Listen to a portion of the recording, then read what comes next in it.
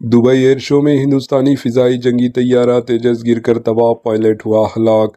Dubai air show में जुमे की दोपहर हिंदुस्तानी फिजाइया का लड़ाका तैयारा तेजस फिजाई करतब के मुजाहरे के दौरान गिरकर तबाह व बर्बाद हो गया, जिसके बाद एयर शो रोक दिया गया।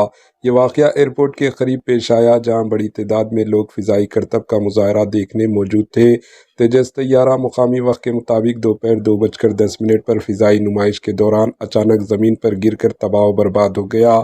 हिंदुस्तानी फ़िज़ाया ने हादसे में पायलट की हलाकियत पर अफसोस का इजहार किया और हादसे की तहक़ीक़ात के लिए टीम तश्कील देने का ऐलान किया।